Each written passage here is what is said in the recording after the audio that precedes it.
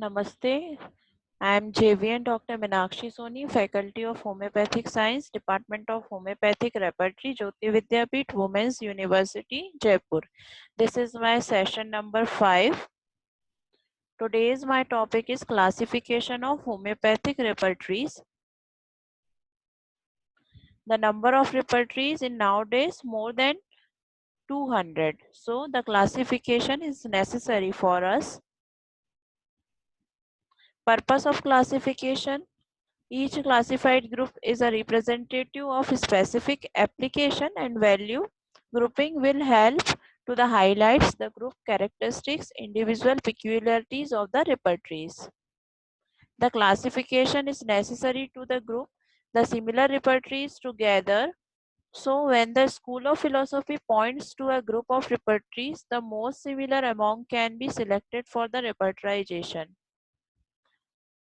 Now the classification of repertories is starts. The general repertories are logical repertories useful for individualization as desired by the principle of homeopathy. The facilitate adaptation of the general symptom of repertorization.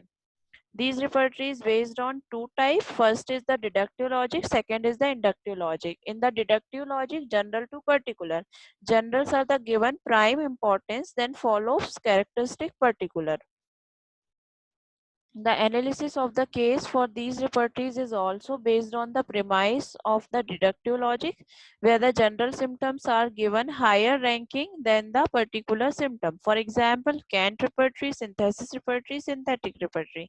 In repertory में पहले आपको general symptom मिलेंगे. General symptom दो में divide होता है, mental general and physical general, and after that आप देखेंगे कि पर्टिकुलर सिम्टम्स होंगे इसमें. Second is the inductive logic. Based on inductive logic, particular to general means from the particular to general आपको इसमें सारा का सारा अरेंजमेंट मिलेगा. फर्स्ट आपको पर्टिकुलर मिलेंगे. पर्टिकुलर में आप देखेंगे कि सिम्टम है, उसके 4 कंपोनेंट होंगे: location, sensation, modality and the concomitant. उसके बाद आपको जनरल मिलेगा और physical general and the mental general. तो इनका जो कंस्ट्रक्शन होगा, फिलोसॉफी होगा, वो सेम इंडक्टिव लॉजिक्स के ऊपर ही बेस्ड होगा, particular to general.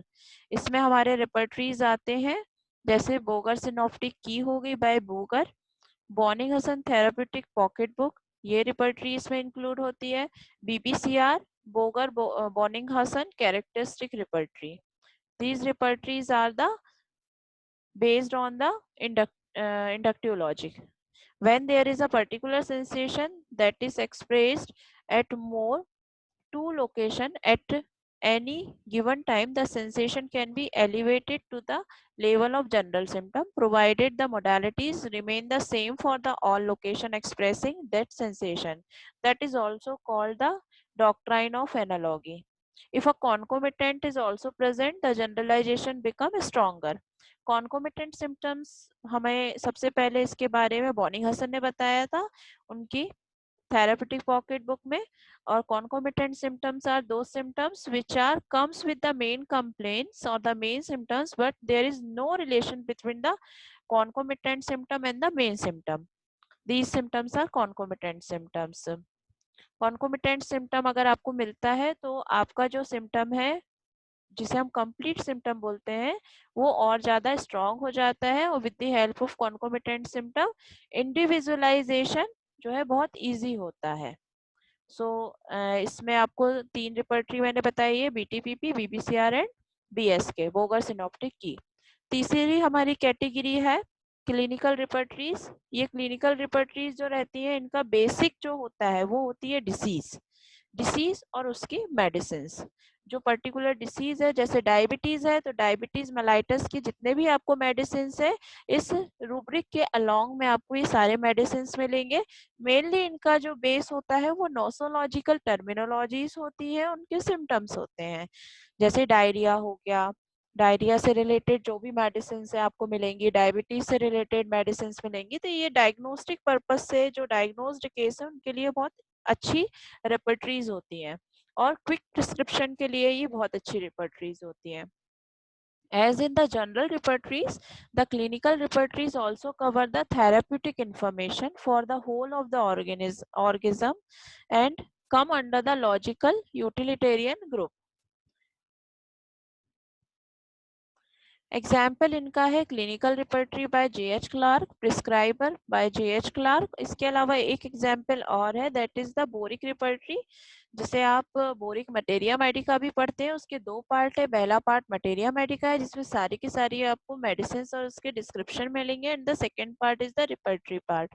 Repertory part जो है इसका बहुत अच्छा है, boric materia Medica and repertory का, जिसमें कि आपको जितने भी डायग्नोस्टिक क्लिनिकल रूब्रिक्स हैं वो इसमें अवेलेबल होंगे. नेक्स्ट हमारी क्लिनिकल रिपर्टरी का ही एक कैटेगरी है regional repertory. Regional repertory mainly focus on the information relevant to a particular system और a particular region. They are mainly used for the reference purpose, not for individualization, but having the advantage of elaborating on a particular theme with a high degree of specificity. जैसे barrages आई है, ये particular reason के ऊपर बनी है. Morgan urinary organ है, ये particular आपके एक रीजन पे बना है. मेंटल्स यूटेराइन है, ये पर्टिकुलर रीजन पे बना है. तो ये पर्टिकुलर रीजन के ऊपर बेस्ड होती है. नेक्स्ट पर्टिकुलर रिपर्टरीज हैं जो कि आपकी डिसीज कंडीशन को रिप्रेजेंट करती हैं. इनमें these repertories based on the clinical orientation focused on a certain particular states or the particular disease condition. The specific state may be modifying factor. These repertories also afford a high degree of specification. जैसे कि आपकी जो repertories आती हैं, एलेंस fever हो गया, Robert का rheumatism हो गया, बेल्स डायरिया हो गया, ये रिपर्टरीज.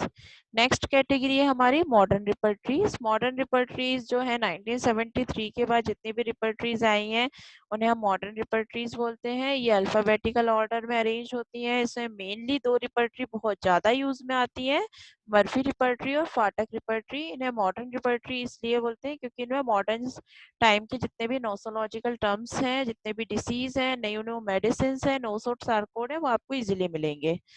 Next category is the concordance repertories. Concordance mean the pure form. जो प्योरिटाइन ग्रुप ऑफ रिपर्टरीज है वो भी इन्हें कहा जाता है क्योंकि इनमें जो सिम्टम है वो रूब्रिक में कन्वर्ट नहीं किया जाता है, उसके प्योर फॉर्म में इसमें इंक्लूड किया जाता है. जहां से भी ये सिम्टम मिलता है, चाहे वो प्रूविंग के दौरान मिले या फिर आपको पेशेंट से मिलता है या फिर टॉक्सिकोलॉजी से, उसको उसके प्योर फॉर्म में इंक्लूड किया जाता है उसकी मेडिसिन के साथ. इसमें दो रिपर्टरीज आती है, Gentry repertory and Knerr repertory. ये दोनों रिपर्टरी कॉन्कॉर्डेंस रिपर्टरी है. नेक्स्ट हमारी कैटेगरी है card repertories. Card repertories are represented by the card और द स्लिप्स. इनमें कार्ड में जो है रूब्रिक होते हैं, उसके मेडिसिन होते हैं. जो पर्टिकुलर रूब्रिक की मेडिसिन होती है वहां पे उस मेडिसिन के ऊपर एक होल बना होता है. अकॉर्डिंग टू टोटलिटी आप उसको कार्ड को अरेंज कर लेते हो. जब आप सनलाइट की तरफ देखते हो तो उसको होल से आपको एक प्रकाश आते हुए दिखाई देगा. This is the remedy, final remedy. इसमें आएगी Kishore card repertory, Sharma card repertory, हट्टा, बोगर इंडेक्स, ये सब कार्ड रिपर्टरीज हैं. नेक्स्ट कैटेगरी है कंप्यूटर रिपर्टरी. कंप्यूटर रिपर्टरी में जितने भी हमारे सॉफ्टवेयर्स हैं वो सारे कंप्यूटर रिपर्टरी में आते हैं. इन कंप्यूटर रिपर्टरी का फायदा ये है कि ये हमारा जितना टाइम कंज्यूम होता है मैनुअल रिपर्टराइजेशन करने में, उसको बहुत इजीली रिपर्टराइज कर देती हैं. तो हमारा टाइम जो कंज्यूम हो रहा है वो कम हो जाता है. तो बिजी प्रैक्टिशनर्स के लिए बहुत अच्छी है. इसमें आते हैं कारा, रडार, होमपाथ और भी बहुत सारे सॉफ्टवेयर्स हैं. तो ये हमारा क्लासिफिकेशन ऑफ रिपर्टरी ये एंड होता है यहाँ पे. मेरी रेफरेंस बुक है essentials of repertorisation by Shashikant Tiwari. Thank you. This session is powered by digital version 2.0, Jyoti Vidyapeeth, Women's University, Jaipur. Hope you are satisfied with my digital session. If you have any query, please mention in the comment box. So I will resolve it quickly. Thank you. Thank you so much.